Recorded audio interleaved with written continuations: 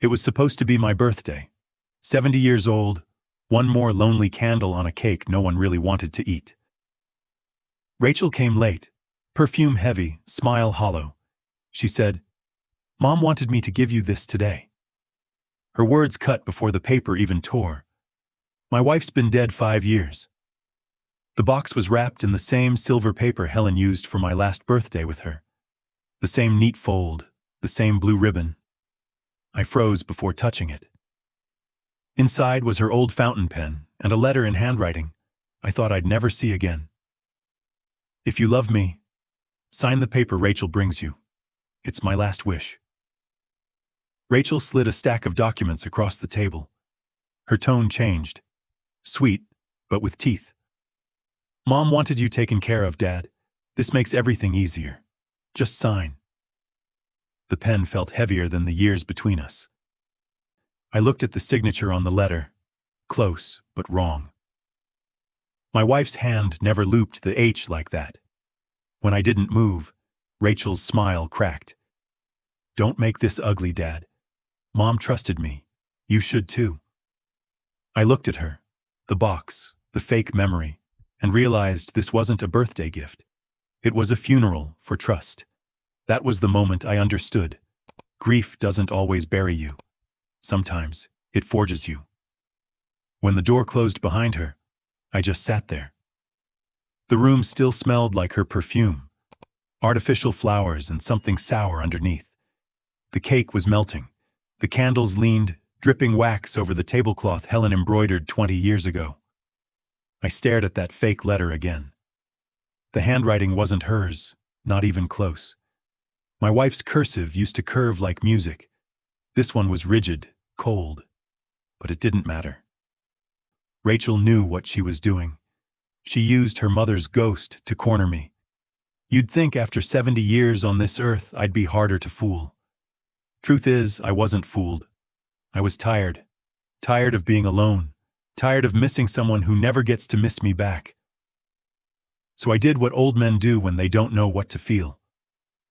I poured myself a glass of water, sat by the window, and watched the neighbors' kids play catch. It was Helen's favorite view, the sunset hitting the fence. She said it made the world look forgiving. Forgiving. I used to think love and forgiveness were the same thing. Maybe that's why Rachel always got away with everything. When Helen got sick, Rachel barely visited. She said hospitals made her anxious. But the day Helen died, Rachel showed up early, not to help, but to ask if Mom left a will. I told myself it was just grief talking. I wanted to believe she was still my little girl, not a woman who saw every coffin as a calculator. After the funeral, I found her in Helen's study, going through drawers. She said, "Mom told me to take care of the paperwork." I should have stopped her then. Instead, I let her. Because saying no to your child feels like betrayal, even when it's the only truth left. For 5 years, I lived in quiet denial. Every Sunday, Rachel visited with Grace, her daughter, my only grandchild. Grace had her mother's eyes, but her grandmother's kindness. She always brought drawings for me, stick figures holding hands, the word family written too big. I kept them on the fridge. They were my proof that something good had survived. Rachel was always busy. Meetings, clients, business trips. Still, she'd smile that sweet rehearsed smile and ask, "Dad, do you need help managing the bills?" I'd laugh it off. At 70, I think I can still count. She'd laugh too, but her eyes didn't. About 3 months ago, she insisted on helping me organize Mom's estate. She brought a folder, color-coded tabs, sticky notes, efficiency dripping from every inch. She said, "Mom's name is still on some accounts. It might cause trouble later." That was her trick, wrapping greed in responsibility. I remember Helen once saying, "Rachel loves control more than comfort." At the time, I thought it was just a mother being hard on her daughter. Now I know it was prophecy. So when Rachel handed me that box tonight, wrapped in Helen's paper, I knew. Not in words, not in thought, just in that low, sinking way your body remembers betrayal before your mind does. My fingers trembled not from age, but from recognition. Helen used to fold paper like that only for me. She'd double-crease the edges, press them smooth with her thumbnail. Rachel couldn't have known that unless she studied her, which means she didn't just fake a letter. She studied her mother's ghost like a blueprint. That realization hurt more than the forgery itself. I picked up the pen again, turning it between my fingers. The weight was familiar, but the ink cartridge was new. Helen used to refill her pens with blue ink. Rachel had replaced it with black. That was the proof I needed. Not for the law, for my heart. I put everything back into the box and closed it carefully. Not to protect it, to contain it. The silence in the room was heavy, not empty, but watching me. For the first time since Helen's death, I felt something sharper than grief. I felt insulted. There's a kind of humiliation only parents understand. When your child doesn't just lie to you, but assumes you're too old, too slow, too sentimental to notice. That night, I realized she wasn't just trying to steal from me. She was trying to rewrite who I was, turn me from husband to fool, father to client. I laughed then. Not loud, not bitter. Just the quiet laugh of a man who's finally done being underestimated. I opened the cabinet under Helen's portrait and took out the small metal box she once called her truth drawer. Inside were old insurance papers, a few letters, and the contact card for her attorney, Mr. Lee. She used to say, "If something ever feels wrong, go to him. He's the only one who never charged me for honesty." So that's what I decided. If Rachel wanted to play family lawyer, I'd bring her to court without ever stepping inside one. If she wanted control, I'd give her a mirror. Before I went to bed, I looked at the picture on the wall, me and Helen at our 40th anniversary. She was laughing. I wasn't. I finally understood why. She had already seen what I refused to. That night I slept well for the first time in years, because betrayal, once named, stops being chaos. It becomes a plan. The next morning, sunlight came through the blinds like thin blades. I didn't eat breakfast. I just sat there, waiting for my coffee to cool, thinking about the letter, the fake handwriting, the black ink. I wasn't angry anymore. Anger fades fast when you get old. It's the quiet after that kills you. The realization that someone you raised is capable of studying your pain and turning it into leverage. Rachel called around noon. Her voice was soft, overly gentle, the kind of tone people use when they think they've already won. "Dad, I forgot to tell you. I'll need that signed copy today. It's just paperwork for the bank. You can trust me." Trust, that word again. It used to mean safety. Now it sounded like bait. I told her, "Come by at 6. I'll have it ready." She thanked me too quickly, relief spilling through the phone like she'd dodged a bullet. When I hung up, I opened Helen's old filing drawer again. Inside, I found her last checkbook, still balanced to the penny, her handwriting steady even through chemo. She'd written a note on the inside cover, "Truth keeps you light." I smiled, because I finally understood what she meant. At 5:50, Rachel arrived, punctual for once. She had makeup on, hair perfect, and that same confident walk she used when she was 15 and knew she was the smartest person in the room. Grace wasn't with her. That said everything. She put her purse on the table and smiled. "Did you look it over, Dad?" I slid the folder toward her but kept my hand on it. "Before I sign, tell me again, what exactly does this do?" She didn't hesitate. "It just transfers the property into a family trust. You'll still live here, of course. It's just safer this way. Taxes, inheritance. Whose name's on the trust?" I asked. She blinked, fast. "Ours, mine and yours." I nodded slowly. "And when I die?" She smiled like it was obvious. "Then everything naturally passes to me." It's what Mom wanted. That sentence, "It's what Mom wanted," landed like a slap. She said it so easily, so rehearsed, as if she'd practiced in front of a mirror. I wanted to see how far she'd go, so I said, "You know, your mother always believed in teaching through tests." Rachel laughed softly. I remember. I took out a blank sheet of paper and handed it to her. Write down exactly what this trust says in your own words. She frowned. Dad, that's unnecessary. Humor me. She hesitated, then scribbled something quick. I watched her write. The way her wrist curled, the way her pen tilted, all I could see was Helen's careful penmanship in that fake letter. When she finished, she pushed the paper toward me. I didn't look at it.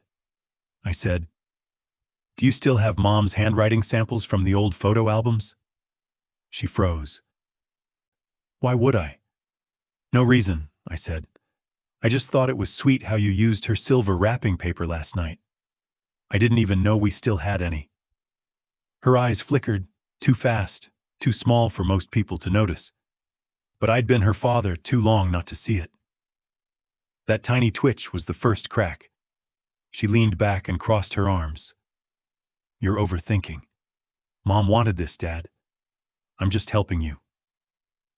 There it was again. The same soft manipulation that used to work when she was a teenager asking for extra money. But I wasn't that father anymore. I stood up slowly, pretending to stretch my back. Then I said, Rachel, do you remember what your mother said before she died? She hesitated. About what? About you. Her lips parted, but nothing came out. I smiled, not cruelly, but like a man who's done playing pretend. She said, Rachel will only learn when someone stops forgiving her. Rachel's eyes hardened. Are you accusing me of something? I didn't answer. I picked up the fountain pen, turned it in my fingers, and clicked it open. The black ink glimmered under the light. Mom used blue ink, I said. Always. For a moment, the room felt smaller. Then Rachel laughed, brittle and high-pitched. You're imagining things. You're 70, Dad. You forget details. That word, forget, was a knife. She said it like a weapon, the way people talk to aging parents when they're trying to make them doubt their own mind. I smiled again, but this time I looked straight into her eyes. Maybe, but I still remember her handwriting. Rachel grabbed the papers, slid them back into her folder, and said, If you don't trust me, fine. I was only trying to help. Her tone shifted from sweet to sharp in one breath. The performance was over. When she left, I followed her to the door and said quietly, Rachel, you've always wanted to be like your mother. Congratulations. You finally taught me something too. She didn't ask what. She didn't want to know. After she drove away, I locked the door and turned off the lights. The house was silent again. Not peaceful, just hollow. That's when I took the real step. I opened my laptop, went through my bank account, my deed records, my insurance policies. She'd already started moving money. Small amounts, spread across maintenance transfers. It wasn't theft, not yet. It was preparation. She'd been setting up the fall months before my birthday. I sat there for a long time, letting it sink in. My daughter had planned this like a project. She'd used my grief as a design blueprint. The house that Helen built, with her hands, her care, her patience, had become a chessboard. I closed the laptop. My hands were steady. Old men aren't fast, but we're thorough. That night I called Mr. Lee. He answered on the second ring. Robert, it's been a while, he said. Too long, I replied. I think Helen was right about you being the only honest man left. He chuckled. That sounds like her. What's going on? I looked at the box on the table, the silver paper now torn, the ribbon coiled like a snake. Someone forged my wife's handwriting, I said quietly. And I think they're just getting started. There was silence on the line, the kind that stretches before truth hits. Then Mr. Lee said, Bring everything you have tomorrow morning. Don't confront her again until we talk. I promised I wouldn't, but as I hung up, I whispered to the empty room, I already did. Because that was the real moral crack, not when she forged her mother's name, but when I stopped pretending she was still the little girl in the photos. That night, I wasn't her father anymore. I was the last witness to her conscience breaking in half. Silence used to be something that happened to me. After Helen died, it filled the rooms like fog, thick, patient, and endless. But that week, for the first time, silence became something I used. I didn't call Rachel. I didn't answer her messages. I let her wonder, let her calculate. Because when a manipulator doesn't hear you, they start talking to themselves. And that's when they slip. The next morning, I went to see Mr. Lee. He hadn't changed. Same pressed shirt, same slow, careful eyes. He greeted me like family, then led me into his office lined with dark wood and old cases that smelled like dust and truth. I handed him the letter, the fake one. He studied it under the lamp, tilting the page. "Not bad," he said quietly. "But whoever wrote this forgot that Helen always dotted her I's with an open curve. This one's closed." He turned the pen over next. "And she only used blue cartridges." He looked at me. "You already knew that, didn't you?" I nodded. He leaned back. "Robert, do you want to press charges?" I shook my head. "No, I just want control back, quietly." He smiled, that small lawyer's smile that says good answer. "Then here's what we'll do. First, revoke every power of attorney. Second, close any joint accounts. Third, we document everything." I spent the next 3 hours signing papers, not out of fear, but with the kind of precision that comes from betrayal turned into clarity. When I left his office, the air outside felt lighter. For once, I wasn't reacting. I was preparing. That night, I made tea and sat in Helen's chair, the one by the window where she used to read in the evenings. I opened my phone and scrolled through my messages with Rachel. The pattern was clear. Every "I love you" was followed by a "Can you sign this?" I selected them all, exported the thread, saved it under a new folder, the birthday box, evidence. Then I opened the voice recorder. The next morning, Rachel called again. I let it go to voicemail. Her voice sounded different, a little forced, a little nervous.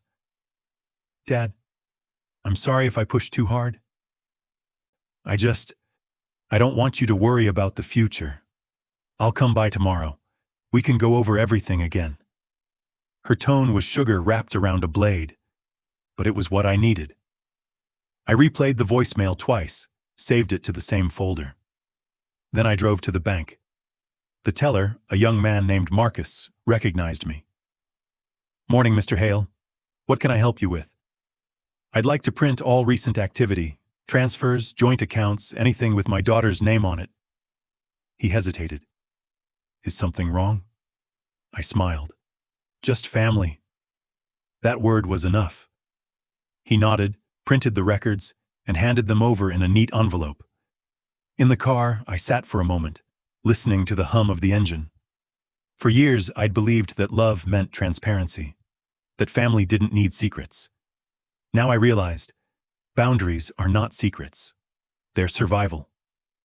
Back home, I found something else in Helen's drawer, an old cassette recorder. She used it when she interviewed her students for the yearbook.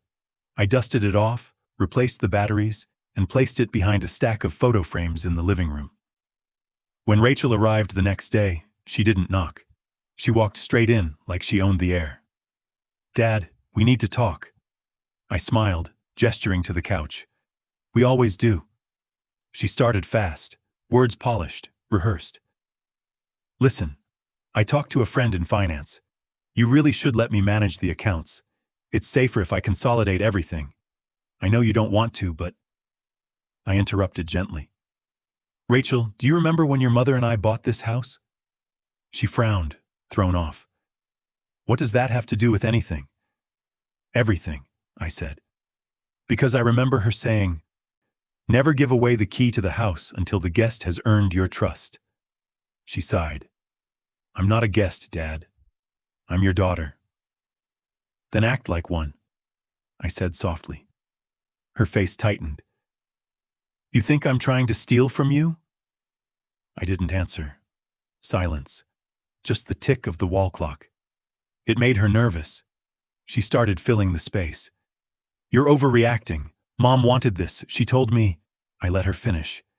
Every word recorded, every justification stacked neatly like bricks in her own confession. After 10 minutes, I said calmly, "Rachel, I already spoke to Mr. Lee." Her voice cracked. "You what?" I leaned back, arms crossed. "He found something interesting in that letter. Would you like to know what?" Her mouth opened, closed, opened again. I didn't give her time. "He said whoever wrote it didn't know Helen's handwriting was registered in our safe deposit box for the estate. We kept samples for verification." That landed. Her face drained of color. She stood up fast. "You're trying to trap me." I smiled, not cruelly, just truthfully. "No, Rachel, you did that all by yourself." She grabbed her bag, muttered something under her breath, and stormed out. The door slammed, rattling the frame. I waited. 5 seconds. 10. Then I walked to the recorder, stopped it, and listened to the playback. Perfect. Every word clear. I exhaled, not relief, not pride, just balance. For the first time since Helen's death, I felt the kind of control she used to carry naturally. Measured, moral, quiet. That night, I backed up the audio to a flash drive and slipped it inside the silver box. The same box Rachel had used against me. Now it held truth instead of lies. The next morning, I called Mr. Lee again. He said, "Bring the audio. And Robert, don't let her see you angry. Let her see you organized." I laughed. "That's more terrifying, isn't it?" He chuckled. "Always." Before hanging up, I asked, "Do you think she knew what she was doing?" He paused. "Of course. But that doesn't mean she understands what she's lost." That line stayed with me all day. That evening, I sat in Helen's chair again, playing the recording softly through my laptop speakers. The house felt alive for the first time, not because of her absence, but because of purpose. Silence had changed shape. It wasn't mourning anymore. It was momentum. Outside, the neighborhood kids were laughing again, same as before. But this time, I wasn't watching them from behind the glass. I was looking past them, toward something sharper, cleaner. Justice doesn't shout. It builds quietly, like a storm you don't see until it's already overhead. And I was done waiting for rain. 3 days of silence. That's all it took. No texts, no calls, not even a voicemail this time. When silence stretches long enough, it stops being awkward. It becomes strategy. On the 4th morning, I got an invitation. Rachel texted, "Let's have dinner. I hate this tension. Grace misses you." Grace. The one word that could still open any door. I said yes. The restaurant was too nice, too polished. White tablecloths, soft jazz, candles that pretended to be warmth. Rachel waved when I walked in, that practiced smile already in place. Evan sat beside her, pretending to check his phone. They'd rehearsed this. I could feel it. "Dad," Rachel said brightly, "you look good. Really good for 70. I smiled. 71 next week. She laughed a little too loud. "See? I can't even keep up." We ordered food we wouldn't taste. Halfway through the meal, she leaned forward. "Listen, about that misunderstanding. I think we both overreacted." "Misunderstanding?" I asked. She nodded, eyes wide and innocent. "You thought I was trying to trick you. I wasn't. I just wanted to make sure your affairs were safe. You know how banks are." Evan finally looked up. "She's just being responsible, sir. I wish my dad had been that organized." That "sir" came out like an insult wrapped in manners. I smiled politely. "I appreciate that." Then I took a small box from my coat pocket and set it on the table. Silver paper, blue ribbon. Rachel froze. Evan's hand stopped midair. "Before we talk about trust," I said, "you should open this." She stared at it, then looked at me. "What is it?" "It's from your mother." Her breath hitched, half shock, half calculation. She reached for the box, fingers trembling just enough to look sincere. She pulled the ribbon, lifted the lid, and found two things: Helen's original fountain pen, blue ink restored, and a folded letter sealed in the same wax Helen used for our anniversary cards.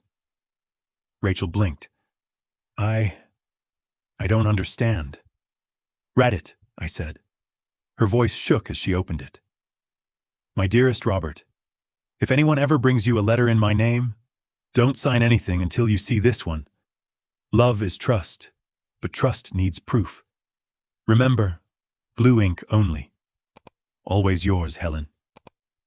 Rachel stopped halfway through, her face drained, color slipping out like water from a cracked vase.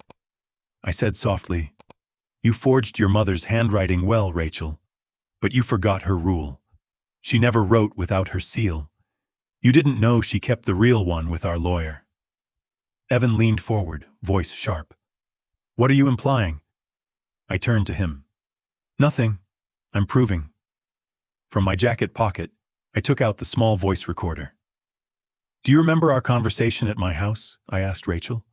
The one about Mom wanting the trust fund? Her eyes widened. You recorded me? Yes, I said simply. To remember the last time you lied to me. Evan grabbed his drink, trying to stay calm. This is ridiculous. You're humiliating her in public. I looked at him, my tone steady. Public? This table is the only courtroom she'll ever face from me. Rachel's lip trembled, but her voice was defiant. You're twisting everything. I just wanted to help. Help yourself, I said. That's what you meant. The silence that followed was heavy enough to make the jazz music in the background sound like static. I reached into my pocket again and pulled out an envelope. Thick, official, stamped. This is a statement from my lawyer. Every account you had access to is now closed. The trust fund you built for yourself? Dissolved? And in its place? I slid another document across the table. I've created a new one. The Helen Grace Educational Trust. Every dollar that would have gone to you now goes to your daughter's future. Rachel covered her mouth, tears welling. Dad, please. I'm not punishing you, I said quietly. I'm protecting what's left of her. Evan muttered, You can't just... I cut him off. I already did. I stood, slow and deliberate. You both wanted to use her memory. Now she'll use it better than either of you ever could. I left a $100 bill under my glass and turned to walk away. Halfway to the door, I heard Rachel whisper, You're cruel. I didn't stop. Cruelty is what liars feel when truth stops giving them shelter. Outside, the night air was cold but clean. For the first time in years, breathing didn't hurt. I walked 2 blocks before realizing I was smiling, not in triumph, but in peace. The next morning, Rachel came to the house. She didn't knock. Her eyes were swollen. Dad, you didn't have to do that in front of him. In front of who? Evan. He's gone. He said I humiliated him. I looked at her. The daughter I used to chase around the yard. The girl who used to draw hearts on my lunch notes when Helen packed them. All I saw now was a stranger wearing her face. She sat down, folding her hands like a child. I don't know why I did it. I thought I deserved more. After everything. I stayed quiet. That was my new language. Silence. She filled it, like always. You never understood me, Dad. You loved Mom more than you loved me. I nodded once. That's true. The honesty startled her. She blinked. You're not even denying it? Why would I said. Loving her taught me how to love you, but you never wanted that kind of love. You wanted her authority, not her heart. Tears rolled down her face. I just wanted to matter. You did, I said, until you tried to matter through control. She looked away, shoulders trembling. What do I do now? Start with Grace, I said. Not the kind you lost, the one you gave birth to. Her mouth opened, but no words came out. She stood, wiped her eyes, and left without another sound. After she was gone, I sat in the same chair Helen used to sew in, staring at the faint light on the photo frame. The house didn't feel empty anymore. It felt aligned, like it had been holding its breath, waiting for the truth to balance the air again. I went to my study, opened the drawer, and placed Helen's real letter next to the forged one. Two versions of love, one real, one used as currency. The difference between them was everything. That night, I recorded a note for Grace. When you're old enough, open this. It's your grandmother's handwriting, the real one. If you ever find someone trying to copy it, walk away. Some things are meant to be remembered, not rewritten. I saved the audio on the same flash drive that held Rachel's confession. Evidence and forgiveness side by side. That's balance. That's justice. And justice doesn't always roar. Sometimes it just whispers, enough. I didn't sleep much that night. Not because of guilt, because of momentum. When you've lived 70 years and lost everything worth losing, something strange happens. Fear stops being part of the equation. All that's left is precision. At dawn, I brewed coffee the way Helen used to. One scoop too strong, just enough to wake the bones. Then I laid everything out on the dining table. The forged letter, the real one, the recorder, the documents from Mr. Lee, and the flash drive labeled truth. It looked like an altar. Not for revenge, for balance. I called Mr. Lee at 8 sharp. He answered before the second ring. "Morning, Robert.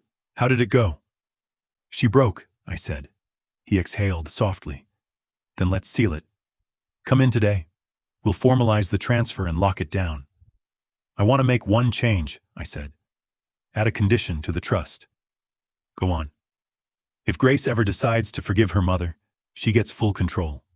If not, it stays under your supervision until she's 25. He paused, then said quietly, "That's poetic, Robert." "It's Helen," I replied. "She always believed forgiveness should have options." He chuckled. "Bring your documents. I'll draft it by noon." When I walked into his office, the sunlight through the blinds cut across the desk like bars of gold. Mr. Lee handed me the new trust papers, neatly bound. "This makes you the primary grantor. Everything is airtight. Once you sign, not even your daughter can contest it." I read every line. Slowly, carefully. Each sentence felt like a line of scripture. When I reached the clause with Grace's name, I smiled. "That's the only legacy that matters now." He nodded. "You're doing this the right way, Robert. Quiet justice lasts longer than anger." "I'm counting on that." After signing, I slid the folder back across the desk. "Keep these in your vault. I don't want any digital trail. I'll only keep the receipt." "Of course." Before leaving, I asked him for one more favor. "I want to set up a recorded reading, for Grace, for when she turns 18. He smiled. "Helen would have liked that. She'll get to speak through me one last time." That afternoon, I went home and recorded a video message. No dramatic lighting, no grand music, just me sitting in Helen's chair, the same window behind me, the light soft on my face. "Grace, if you're watching this, it means you're old enough to understand what grown-ups sometimes do when they forget what love means. Your mother made mistakes, but so did I. I taught her forgiveness without teaching her boundaries. This trust is yours, not because of money, but because I believe you'll use it better than we did. If your mother ever finds her way back to you with honesty, give her a second chance. If she doesn't, keep her in your prayers. That's all the justice the world needs." I stopped the recording and sat there for a long time. It didn't feel like a plan anymore. It felt like closure in motion. The next day, Rachel showed up again. This time, she didn't come angry. She came hollow. Eyes sunken, voice low, her confidence dissolved into apology. "Dad," she whispered, "Evan's gone. Took what little we had. He said I ruined his chances with investors." I nodded slowly. "I'm sorry." She blinked. "You're sorry?" "Yes. You lost what wasn't meant to stay." She sat across from me, her hands shaking. I didn't mean to hurt you. I thought Mom's things were mine too. I thought if I could control something, I'd feel closer to her. There it was, the real truth. Not greed, loneliness. The same emptiness that used to haunt my nights. But she'd turned it into control instead of memory. Do you know what your mother used to say about control? I asked. She shook her head. Control is just fear wearing ambition's clothes. Rachel laughed weakly. That sounds like her. It was her, I said. Every word you forged still carried a piece of her. You just didn't realize how much. Tears ran down her cheeks. I don't deserve your forgiveness. I nodded. Then start by not asking for it. Earn it. She looked up, confused. How? By letting go. Stop trying to fix what you broke. Just stop. For the first time, she didn't argue. She just nodded, quietly. 2 days later, Mr. Lee called again. Robert, I have something you'll want to hear. He played me a voicemail Rachel had left on his firm's answering service that morning. Her voice was raw, trembling. Mr. Lee, I just wanted to thank you. Dad told me about the trust. He said it was my daughter's future. I wanted to say I'm sorry. For everything. Please tell him I'll respect whatever he's decided. I won't fight it. When the message ended, I didn't say anything for a while. Mr. Lee broke the silence. I think she's learning. Robert, slowly. Maybe, I said. Or maybe she just finally saw what happens when truth stops chasing her. He asked if I wanted to file the final notice of transfer. Yes, I said. Make it official. The final step came quietly. No courtroom, no confrontation. Just a meeting at the bank, a few signatures, and the clerk's polite, "Congratulations, Mr. Hale." I didn't feel triumphant. I felt calm, like the end of a long storm when you finally realize the roof held. As I left, I passed by the same young teller, Marcus. He grinned. All good now, Mr. Hale? All balanced, I said. He smiled. That's the best kind of good. That night I had dinner alone, the same soup Helen used to make. I set her photo on the table next to my bowl. Done, I said softly. It's all done. The house didn't answer, but it didn't need to. The silence was warm now, not heavy. Later, as I cleaned up, I saw Rachel's box still sitting on the counter. The fake letter, the black ink pen, the ribbon. I picked it up, placed it inside a drawer, and wrote one word on a sticky note. Lesson. Then I reached for the new silver box, the one holding the real letter, the blue pen, and the flash drive of evidence. On the lid, I wrote another word. Legacy. 2 boxes, 2 choices, control or truth. She'd chosen one, I'd chosen the other. The following week, Grace came to visit. She ran through the doorway, hair flying, backpack bouncing. Grandpa! That sound, that one word, was enough to fill every quiet corner of the house. She climbed onto my lap and said, Mom said you helped me get a school fund. She said it's named after Grandma. I smiled. That's right. It's your future. Does that mean Grandma's still helping me? I looked at her. That tiny mix of both her parents and something completely her own.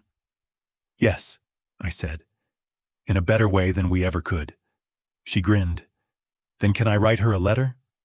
I nodded. Of course, but this time you'll use blue ink.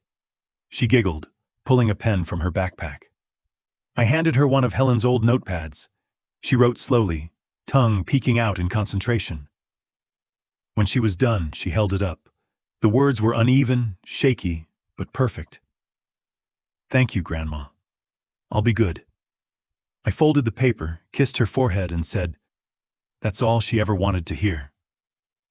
That night, after Grace left, I went to my desk and opened the legacy box one last time. I took out the flash drive, plugged it into my computer, and played back the recording of Rachel's confession. Her voice filled the room again. Younger, scared, human. I didn't feel anger anymore. only understanding. I paused halfway through and whispered, "You were wrong, Rachel. Forgiveness isn't weakness. It's architecture. It rebuilds what truth breaks." Then I deleted the file. Not because I wanted to forget, but because I no longer needed proof. Some battles end when justice wins. Mine ended when peace stopped asking for evidence. The next morning, I placed both boxes on the shelf above the fireplace. One marked lesson, the other legacy, side by side, balanced, and as the light from the window hit them, the silver ribbon glimmered, not like a weapon anymore, but like a promise finally kept. Because real victory doesn't shout. It signs. In blue ink. 3 weeks passed before the letter arrived, an invitation, formal, embossed, from the local community center. They were hosting a family legacy night, honoring families who had contributed to education funds in the district. At the bottom, it said, "Special thanks to the Helen Grace Educational Trust, established by Robert Hale." I didn't plan to go at first. I don't like stages. I don't like applause.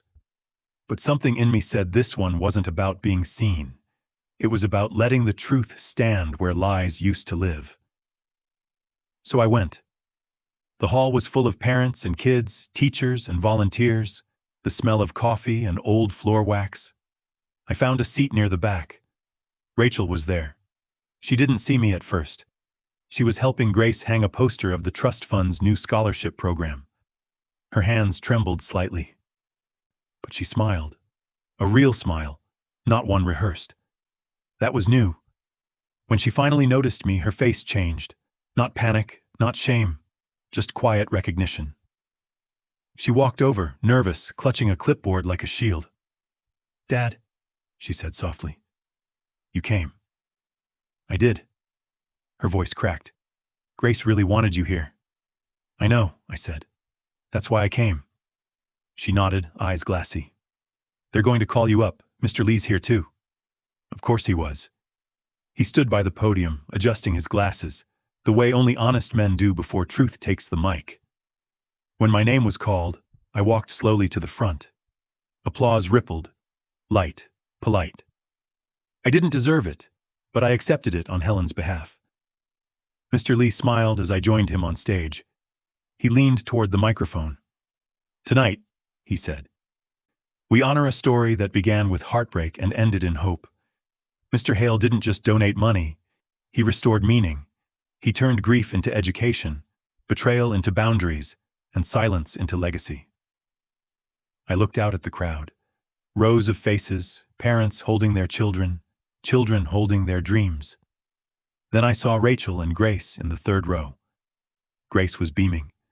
Rachel was crying quietly. Mr. Lee handed me the microphone. "Would you like to say a few words?" I took it, holding it the way Helen used to hold her pen. Steady, purposeful. 5 years ago, I lost my wife. I thought that was the worst pain a man could feel. I was wrong. The worst pain isn't losing someone you love. It's realizing they're not really gone, but the people still here are using their memory against you. The room went quiet. Even the air stopped moving. But pain does strange things to us. It breaks us open, and sometimes what spills out isn't hate. It's clarity. My daughter and I lost each other for a while. Not because we stopped loving, but because we stopped listening. I looked straight at Rachel. Her eyes met mine. This fund isn't about money. It's about correction. About learning that forgiveness isn't a gift. It's a responsibility. When someone wrongs you, you can either repeat the pain or redesign it. I chose to redesign it. I paused. Somewhere in the back, a chair creaked. Someone sniffed. Even the kids were silent. My wife once wrote me a line I'll never forget. "If you can't find peace, build it." That's what this is. The Helen Grace Trust isn't a donation. It's a blueprint. It's proof that justice doesn't need to be loud. Sometimes it just signs, quietly, in blue ink. I smiled, small and steady, the way Helen would have wanted. Then I stepped away from the microphone. When the applause came, it wasn't loud or chaotic. It was slow, rising like warmth from the ground up. I didn't need to look for Rachel. I could feel her in that sound. After the event, Mr. Lee came over. "You did good," he said. "I just told the truth," I replied. "That's why it worked." He nodded toward Rachel and Grace. "She's proud of you." "Who?" I asked. He smiled. "Both of them." Outside, the night was cool and calm. Rachel caught up to me by the parking lot. "Dad," she said, "I don't know how you did it." "What?" "Turned everything I broke into something beautiful." I looked at her. Really looked. Her shoulders weren't defensive anymore. Her voice wasn't sharp. For the first time, I saw my daughter as she was before life got loud. "I didn't fix it," I said. "I just stopped pretending it was fine." She nodded, eyes glistening. "You make it sound so simple." "It's not, it's just necessary." Grace ran up behind her, waving a little ribbon she'd gotten from the volunteers. "Grandpa, they said I can help hand out scholarships when I'm older." I smiled. "Then it's already working." She hugged my leg, then looked up. "Mom said you were brave."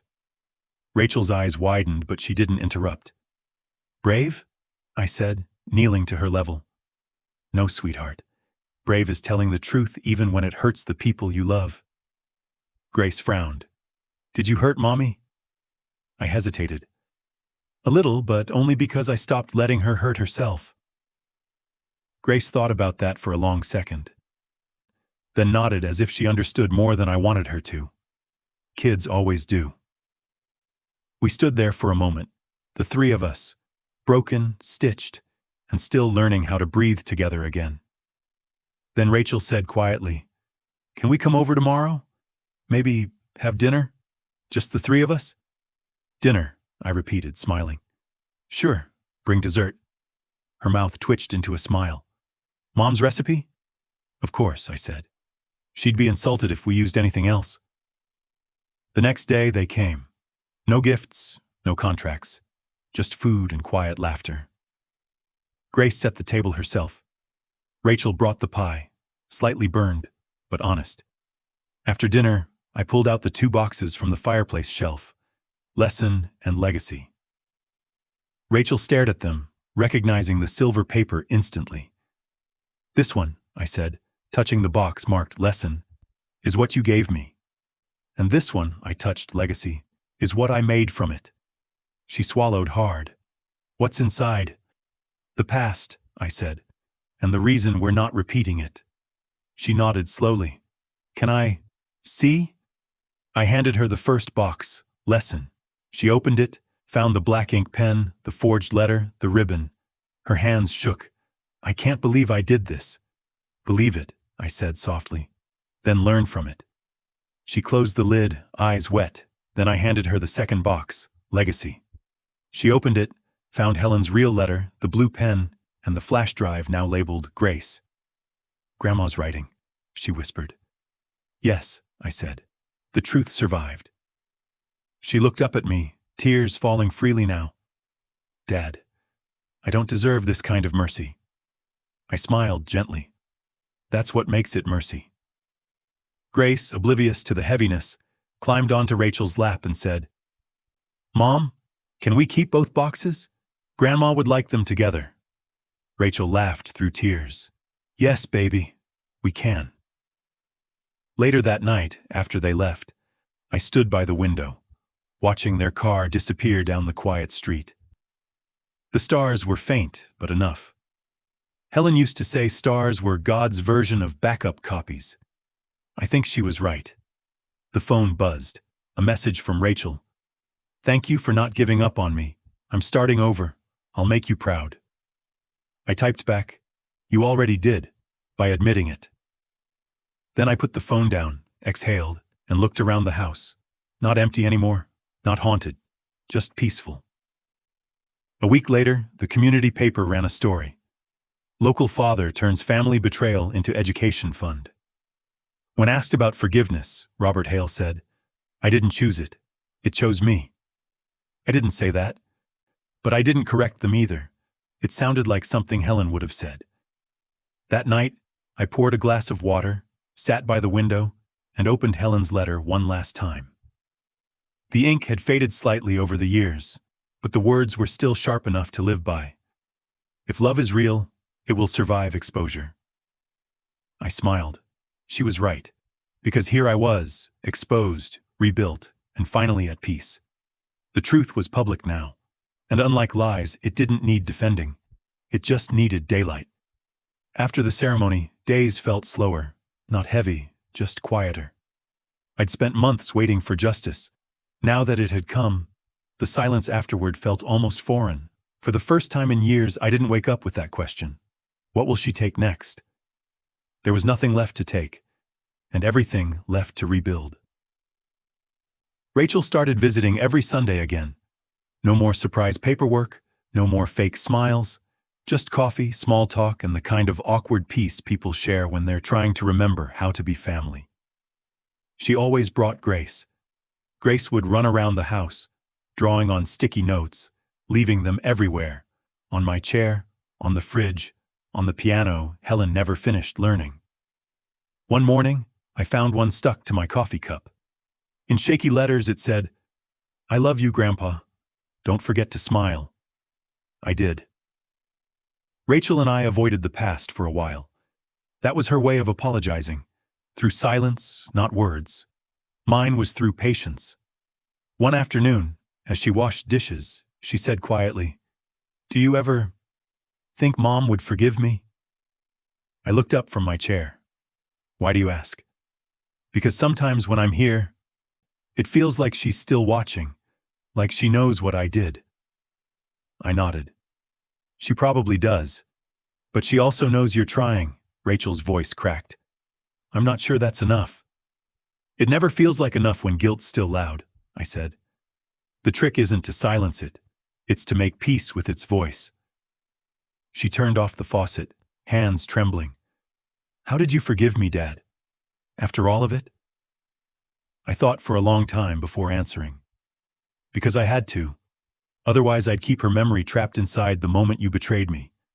And she deserves better than that." Rachel wiped her eyes, nodding. "I don't deserve you," she whispered. I smiled. "You're right. But you have me anyway. Boundaries aren't walls. They're doors with locks you finally learn how to use. So I set them, gently but firmly. No joint accounts. No signing papers for anyone. Every visit had an end time, every conversation a limit." At first, Rachel took it personally. Then one day she said, "I get it now. You're teaching me the same lesson you learned." "Yes," I said. "That love isn't about giving everything. It's about giving what's safe." She smiled. Small. Real. "I'm trying to earn back your trust." I nodded. "Good. But don't rush. Trust doesn't return when you ask. It returns when you stop demanding it." She laughed softly. "Mom used to say things like that." "She taught me well," I said. Spring came early that year. The air smelled like rain that hadn't fallen yet. Grace planted flowers by the mailbox, said she wanted to make the house look like Grandma's smile. Rachel helped her, knees in the dirt, hair messy, laughing. I watched from the porch, coffee in hand, realizing that healing rarely announces itself. It just appears one morning, disguised as ordinary life. That night, Rachel stayed for dinner. She'd brought a notebook, said she was working on something new. "A project," she explained. "I'm writing a guide for parents who've gone through financial abuse from family." I raised an eyebrow. "That's specific." She smirked. "Therapist's idea. Said I should turn guilt into usefulness." I couldn't help but laugh. "That sounds like something your mother would have said too." Guess I'm finally listening. Later, after Grace went to bed, we sat on the porch. The crickets were louder than the traffic, the kind of quiet that's alive, not empty. Rachel said, "Do you ever wish things had happened differently?" I thought about it. Every day, but wishing doesn't rewrite. It only delays. She nodded slowly. "You know, I used to think your silence was punishment." "It was protection," I said. "For both of us." I see that now. She reached into her bag and pulled out something wrapped in plain brown paper. This is for you. No ribbons. No tricks. I unwrapped it. A photo frame. Inside was the picture from our first family trip. Helen laughing, me trying to fix the tent. Rachel about 8, covered in mud and joy. I smiled. Where'd you find this? In Mom's storage box, she said. I restored it, fixed the crack. I ran my thumb over the glass. The line where it had been broken was barely visible. You did a good job, I said quietly. She looked at me. So did you. A week later, I received a letter in the mail from Rachel. No email, no text, no printed font. Just ink. Blue ink. Dad, I know you don't need proof anymore, but I wanted to write anyway.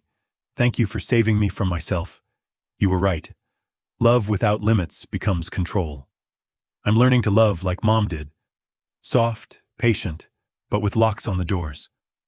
I'll see you Sunday. R. I folded it carefully, placed it in the legacy box next to Helen's letter. For the first time, I realized the box wasn't just mine anymore. It belonged to all three of us. Helen, me, and the daughter who finally remembered what blue ink meant. That Sunday, Rachel arrived early. We had pancakes for breakfast, Grace laughing, syrup everywhere. No tension, no pretense, just family, imperfect but present. After breakfast, Rachel stood by the window, looking out at the garden.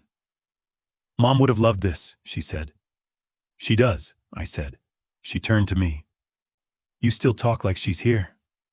She never left, I said. Not really.